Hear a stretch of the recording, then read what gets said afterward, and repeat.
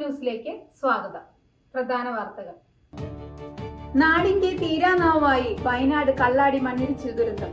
കാണാതായ ഒരാളുടെ മൃതദേഹം കൂടി കണ്ടെത്തി. മരണസംഖ്യ 6 2 പേർക്കായി തിരച്ചിൽ ഊർജിതം.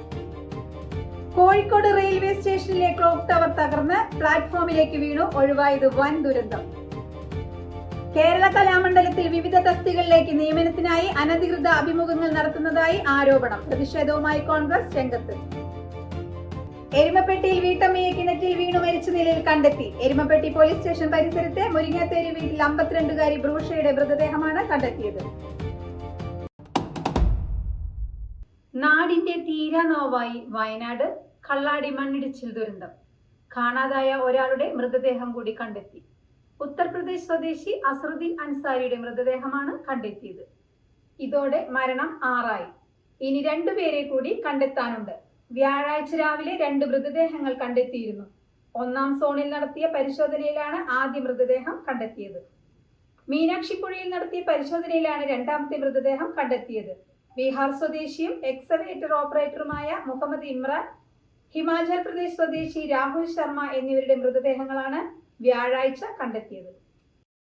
കോഴിക്കോട് റെയിൽവേ സ്റ്റേഷനിലെ ക്ലോക്ക് ടവർ തകർന്ന് പ്ലാറ്റ്ഫോമിലേക്ക് വീണു. 2ാം നമ്പർ പ്ലാറ്റ്ഫോമിലേക്കാണ് കെട്ടിടം തകർന്നു വീണത്. യാത്രക്കാരുടെ സാന്നിധ്യം ഇല്ലാതിരുന്നതിനാൽ വൻ അപകടം ഒഴിവായി. കോഴിക്കോട് റെയിൽവേ സ്റ്റേഷനിൽ ക്ലോക്ക് ടവർ തകർന്ന് പ്ലാറ്റ്ഫോമിലേക്ക് വീണു.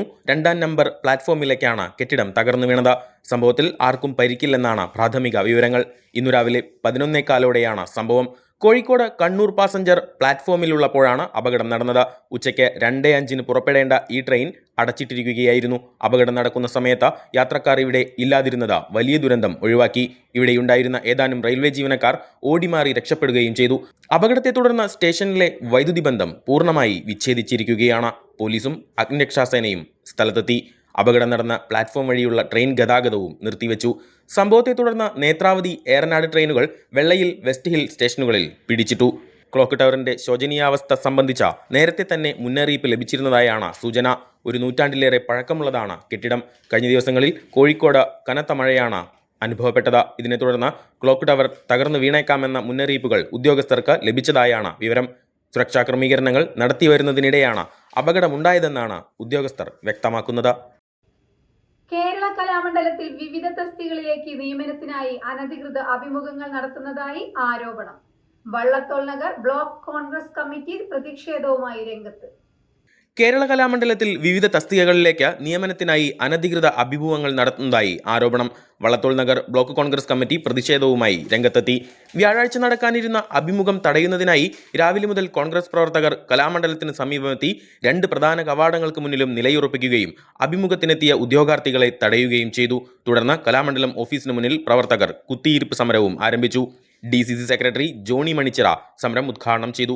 Vallathol Nagar block Congress committee president PI Shanavas അധ്യക്ഷത വഹിച്ചു. കോൺഗ്രസ് നേതാക്കളായ മായ ഉദയൻ, പത്മജ തുടങ്ങി നിരവധി നേതാക്കൾ പ്രസംഗിച്ചു.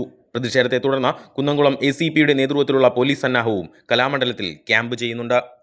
ആളുകളല്ല, ഈ സാംസ്കാരിക നിലയം ആളുകൾക്ക് മുന്നിൽ, ലോകത്തിന് മുന്നിൽ തലയുയർത്തി പിടിക്കുന്ന സംവിധാനമാണ്. ഞങ്ങളുടെ ക്ഷമയുടെ ഏറ്റവും നെല്ലിപ്പലക നിങ്ങൾ എടുത്തിരിക്കുകയാണ്. ഇതിനെ മുച്ചൂട് മുടിച്ചുകൊണ്ടിരിക്കുകയാണ്. കഴിഞ്ഞ 10 വർഷം നിങ്ങൾ മുച്ചൂടുതിനെ മുടിച്ചു. ഇനിയും നിങ്ങൾക്ക് ഇതിനെ സാമ്പത്തികമായി ചൂഷണം ചെയ്യാൻ വേണ്ടി, നിങ്ങളുടെ സ്വാർത്ഥ താല്പര്യങ്ങൾ സംരക്ഷിക്കാൻ വേണ്ടി നിങ്ങൾ മുന്നോട്ട് പോവുകയാണെങ്കിൽ ഈ സമരം ഇതുകൊണ്ടൊന്നും തീരില്ല.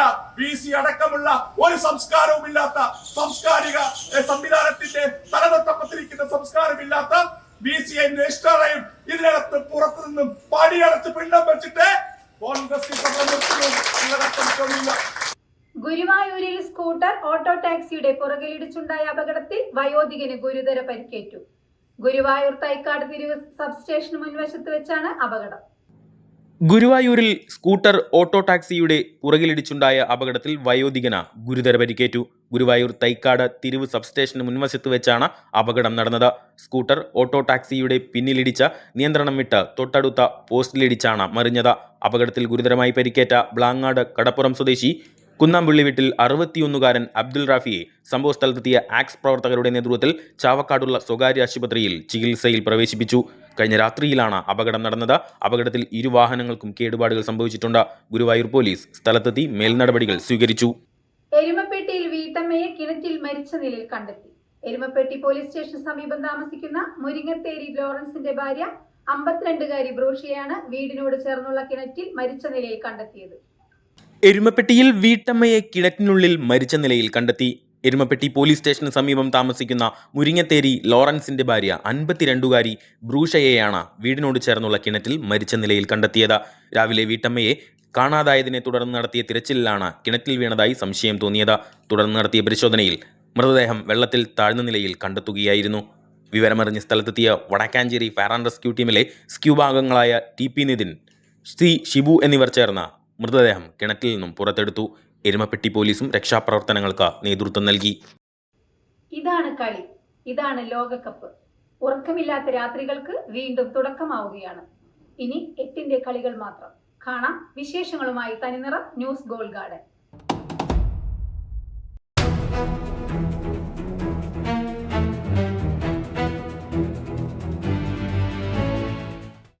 ഇതാണ് കളി, ഇതാണ് ലോകകപ്പ്. ഉറക്കമില്ലാത്ത രാത്രികൾക്ക് വീണ്ടും തുടക്കമാവുകയാണ്. ഇനി 8ന്റെ കളികൾ മാത്രം. ബോസ്റ്റണിലെ ജിലറ്റ് സ്റ്റേഡിയം ഇന്ന് രാത്രി കത്താൻ പോവുകയാണ്. ഒരു വശത്ത് ലോക കിരീടം മാത്രം ലക്ഷ്യം വെച്ച് കുതിക്കുന്ന നിലവിലെ റണ്ണേഴ്സപ്പായ ഫ്രാൻസ്, മറുവശത്ത് ഖത്തറിലെ കടം വീട്ടാൻ നെഞ്ചുവിരിച്ചു വരുന്ന ആഫ്രിക്കൻ സിംഹങ്ങളായ മൊറോക്കോ. ഇന്നു രാത്രി ചോര തിളയ്ക്കുന്ന പോരാട്ടമാണ്, കട്ട പോരാട്ടം. ഓർമ്മയുണ്ടോ ആ ഖത്തർ സെമി ഫൈനൽ?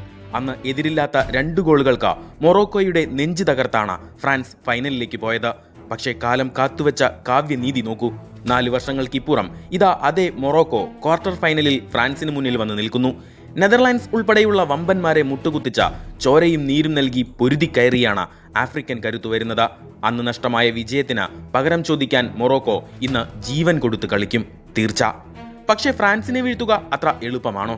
7 ഗോളുകളുമായി ടൂർണമെന്റിലെ ഏറ്റവും വലിയ വേട്ടക്കാരനായി നിൽക്കുന്ന കിലിയൻ എംബാപ്പെ, കൂട്ടിന് ഈ ലോകകപ്പിൽ ഇതിനകം ഹാട്രിക് അടിച്ചുകൂട്ടിയ ഉസ്മാൻ ഡെംബെലെ, മൈതാനത്ത് കളിമനയുന്ന മിഡ്ഫീൽഡ് മാന്ത്രികൻ മൈക്കൽ ഒലൈസെ. എന്തൊരു ടീമാണിത്! ബെഞ്ചിലിരിക്കുന്നവർ പോലും കളി മാറ്റാൻ കെൽപ്പുള്ള പ്രതിഭകൾ. ചൗമേനിയുടെ പരിക്കും പരാഗ്വയ്ക്കെതിരെ കളിച്ചതിന്റെ ക്ഷീണവും മാത്രമാണ് ഫ്രാൻസിന് ചെറിയൊരു ആശങ്ക നൽകുന്നത്. എന്നാൽ മൊറോക്കോയെ ഒന്ന് വില കുറച്ച് കാണാൻ ഫ്രഞ്ച് പടയ്ക്ക് കഴിയില്ല. ഇസ്മായിൽ സെബാരി പരിക്കേറ്റ് പുറത്തായത് തിരിച്ചടിയാണെങ്കിലും അവരുടെ ആ ബോക്സ് ടു ബോക്സ് അതിവേഗ കൗണ്ടർ അറ്റാക്കിംഗ് ശൈലിയുണ്ടല്ലോ, അത് ഫ്രഞ്ച് കോട്ടയെ വിറപ്പിക്കാൻ പോന്നതാണ്. ഒടുക്കം വരെ പോരാടുന്ന ആ ആഫ്രിക്കൻ വീര്യം ഇന്ന് ബോസ്റ്റണിൽ വിസ്മയം തീർക്കും. കണക്കുകളിലും പരിചയസമ്പത്തിലും ഫ്രാൻസിന് മുൻതൂക്കമുണ്ടെങ്കിലും അവസാന നിമിഷം വരെ വിട്ടുകൊടുക്കാത്ത മൊറോക്കോ ഇന്ന് കളി മാറ്റുമോ? നാളെ പുലർച്ചെ ഇന്ത്യൻ സമയം 1:30 ബോസ്റ്റണിൽ പന്തുരുളുമ്പോൾ നെഞ്ചിടിപ്പോടെ കാത്തിരിക്കാം. ആര് ജയിച്ചാലും കളി കനക്കുമെന്നുറപ്പാ.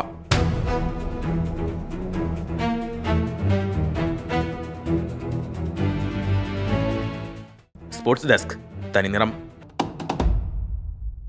തുടർന്നും വിശദമായ വാർത്തകൾക്ക് ഞങ്ങളുടെ യൂട്യൂബ് ചാനൽ സബ്സ്ക്രൈബ് ചെയ്യുക. നിറമെഴുതിയ സുദിനം, പ്രിയകരമതിമൃദുലം, ശുഭകരം മനഹിതം, അണിയുക കനകം. ചിരി പകരണ നിമിഷം, നിറയണ നറുഹൃദയം, ശുഭകരം മനഹിതം, അണിയുക കനകം.